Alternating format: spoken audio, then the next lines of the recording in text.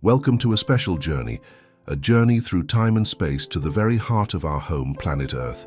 Settle in, get comfortable, and let the gentle hum of the cosmos guide you into a state of deep relaxation.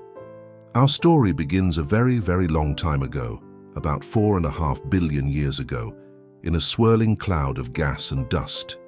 Imagine that cloud, a cosmic nebula, vast and shimmering. Within this celestial nursery, gravity began to pull particles together. Dust became pebbles, pebbles became rocks, and rocks became a young, molten sphere. This was the birth of Earth, a fiery, chaotic infant in the solar system. In these early days, Earth was nothing like the blue marble we know today. Its surface was a roiling ocean of magma, constantly bombarded by asteroids and comets. One of these impacts, a cataclysmic collision with a Mars-sized object named Theia, was so immense that it blasted a huge chunk of our young planet into orbit. This debris, caught in Earth's gravitational pull, coalesced to form our beautiful companion, the Moon. The Moon has been our silent guardian ever since, stabilizing our planet's wobble and creating the rhythmic tides of our oceans. It's a constant reminder of our planet's violent yet creative past. As the bombardment slowed, Earth began to cool.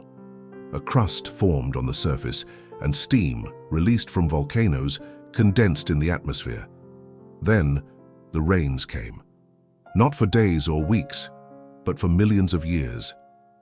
This great long rain filled the basins and craters, forming the first oceans. These primordial seas were not blue, but likely a murky green or brown, rich in dissolved iron. Life was still a distant dream, but the stage was being set. Did you know that our planet isn't a perfect sphere? Because it spins, it bulges slightly at the equator and is flattened at the poles. So, if you were to measure it, you'd find it's a bit wider than it is tall. This shape is called an oblate spheroid. It's a subtle imperfection, a sign of its constant, graceful dance through space. Let's drift down, through the layers of the atmosphere, to the surface itself. Think about the ground beneath you. It feels solid, stable, permanent. But it's actually just a thin crust, floating on a sea of molten rock. This crust is broken into massive pieces called tectonic plates, which are always on the move, drifting at about the same speed your fingernails grow. It's this slow, powerful dance that builds mountains, carves valleys, and shakes the very ground we stand on with earthquakes. It's a reminder that our world is alive, constantly reshaping itself. Deep beneath our feet, at the very center of the Earth, lies the core. It's a solid ball of iron and nickel, about the size of the Moon, with temperatures hotter than the surface of the Sun. This solid inner core is surrounded by a liquid outer core. The churning motion of this liquid metal generates a powerful magnetic field that extends far out into space, creating the magnetosphere. This invisible shield protects us from harmful solar winds and cosmic radiation. It's Earth's silent, powerful hug, keeping us safe from the harshness of space. For billions of years, the Earth was a world of rock and water. Then, something incredible happened. In the shallow, sunlit waters, simple chemicals combined to form the first, single-celled life. From these humble beginnings, a vast and complex tree of life began to grow. One of the most significant innovations was photosynthesis. Tiny organisms learned to harness the power of sunlight, releasing oxygen as a byproduct. Over eons, this process transformed our atmosphere, painting our skies blue and making the planet breathable for more complex life to evolve. This great oxygenation event was one of the most profound changes in Earth's history, engineered by the smallest of its inhabitants. Let's talk about some of the Earth's stranger features. Have you ever heard of the sailing stones of Death Valley?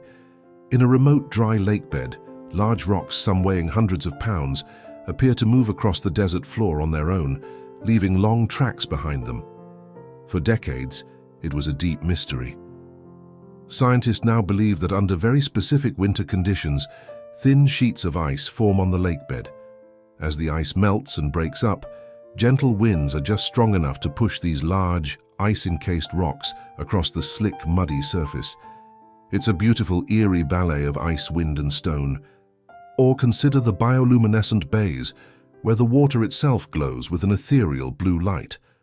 This magic is created by tiny organisms called dinoflagellates, which flash when disturbed. When you swim or kayak through these waters at night, every movement creates a trail of shimmering light, as if you are swimming through a galaxy of liquid stars. It's a reminder of the hidden wonders and living light that exist all around us. Our planet also has a history filled with forgotten worlds. The landmass we now know as Antarctica was not always a frozen wasteland. Millions of years ago, it was part of the supercontinent Gondwana, located much closer to the equator. It was covered in lush rainforests and was home to a wide variety of animals, including dinosaurs.